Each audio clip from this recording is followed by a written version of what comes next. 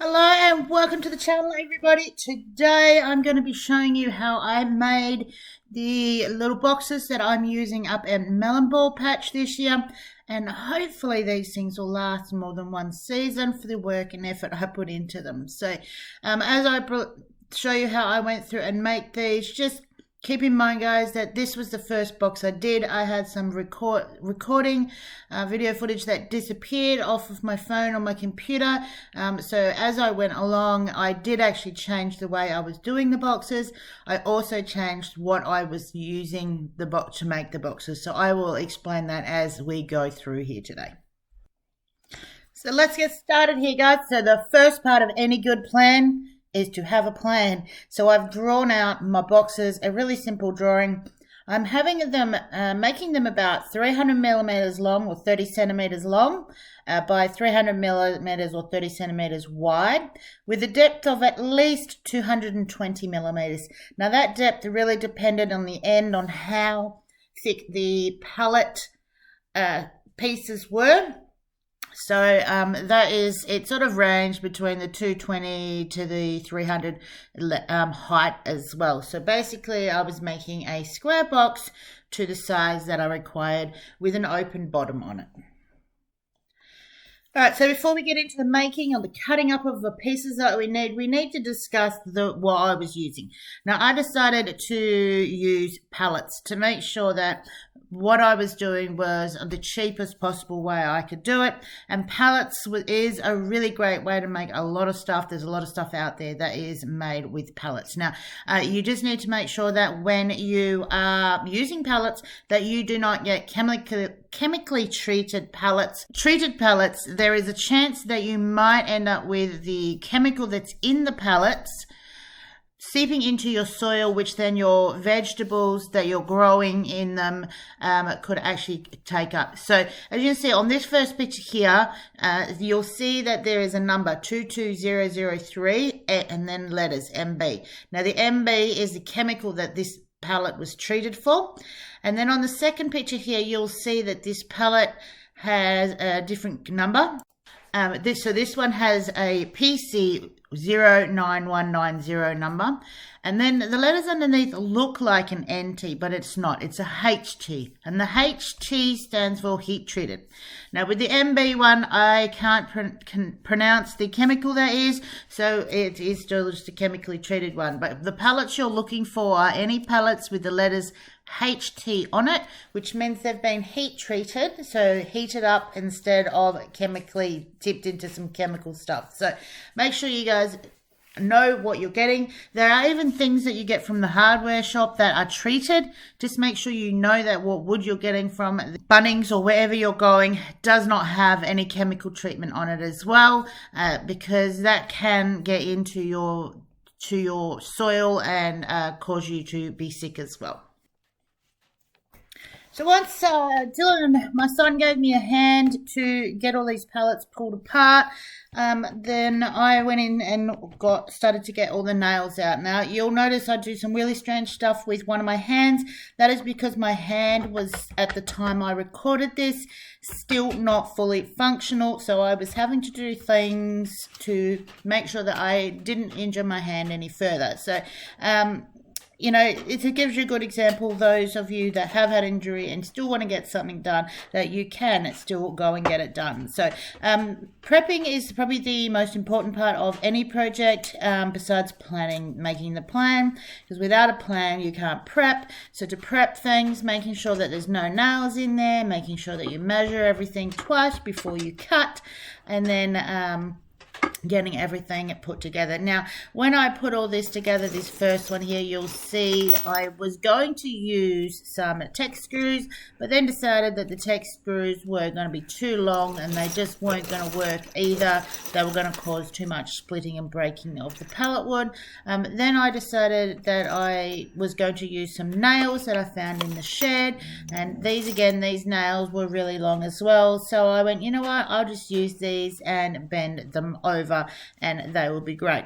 Now, hubby was at work when I started this project, so when he came home, he said, why aren't you using the nail gun? And I'm like, nail gun? I had completely and utterly forgot that he had a nail gun in the shed. So once I'd completed this box, I then started to use the nail gun, and I can tell you it was like a dream. The nail gun just put the boxes together so quick, so easy. It was so much easier for me to do as well. So whatever way you put these together, whether you use tack screws, nails, it doesn't really matter. It's as long as you can get them together. You just have to think about the thickness of your wood, to how long your nails are, and all of that kind of stuff as well. So I used a nail to measure how far I needed to put the nails through the wood. I just put a bit of tape around the top of it and used it to measure it so that I wasn't going all the way through the other side of the nail. So it's really quite simple, guys. I mean, I did these boxes to me were quite simple once they were all cut up. Again, I was finding equipment in the shed that I knew was there, but I couldn't find it, like the little 90-degree angle ruler. Hubby goes, it's here in the drawer, and I'm like, duh. It was a day of I couldn't find anything I wanted in his shed. It is his shed, so I don't generally go hunting too far. But yeah, so it is really simple, guys. Plan it out, cut it up, making sure that you're measuring everything, marking everything, nail, screw, however you want to put it together, and get it together. So just want to give you a couple of handy little tips while you're doing a project like this, guys. One, make sure you've got the correct PPE. Safety goggles and some gloves on your hand are probably the two most important things, making sure you don't get anything in your eyes, and that if you do cut something of your hand, part of your hand, that it's going to cut the glove before it cuts you. The other one is to keep things clean and tidy, clean up between each section, and just keep things going so that you can find what you want to need, and moving things out of your way that you're not using. And especially for those of us like myself who are using my husband's shed, just making sure that if you need to walk away and attend the children, that he can still get back in there and do what he needs to do as well. I'm just looking for a broom. Broom for what?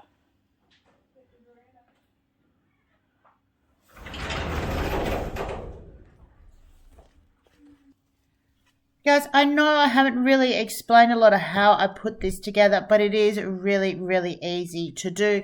It's just a matter of cutting some bits of wood to length, nailing them together or screwing them together. But if you are using nails, make sure that you are pre-drilling your spots as well, especially in a wood like pallets, because they are prone to splitting. I personally think that the hardest part of this build was getting the boxes to be reasonably square. I can't cut very straight, especially with my hand. It was a lot of the bits of wood not very straight on the end, so I found that putting some of these boxes together was quite difficult. Now, my original plan for these boxes was to have 4 rows of 5 boxes per row, but due to a tree landing on the area that these were stored underneath the shed, I lost a few of the boxes that I built. It was kind of quite disheartening. But that's when I went down to the garden area, I realized when I was putting them out, as you'll see in the video, I'll link that on the end for you, me setting up melon ball patch, that I was only going to get 4 boxes per row and 4 rows. So it's going to be 4 rows of 4. So I ended up in the end being 1 box short. Whether I make another box or not, or whether I don't worry about it, I haven't decided. But yeah, so it took me quite a long time to do this. 2 reasons. One, I was completely and utterly forgot about the nail gun that was in the shed, and I was doing this over, probably about 2 weeks. I was going in and building 1 box. Some days I got 2 boxes done. It just depended where my hand was at, how much time I had, and whether or not it was the weekend and hubby needed the shed. And so, but I eventually got all these boxes done, and if you guys want to check out how and where I've put them, I'll link the video up here in the end for you so you can go and check that out. And I can tell you right now, it was so worth all the time and effort doing it this way. Things are starting to grow in these boxes, and I can't wait for them to be flourishing fully with vegetables growing out of these boxes. Till next time, guys, happy making something, and I will see you on the next vid.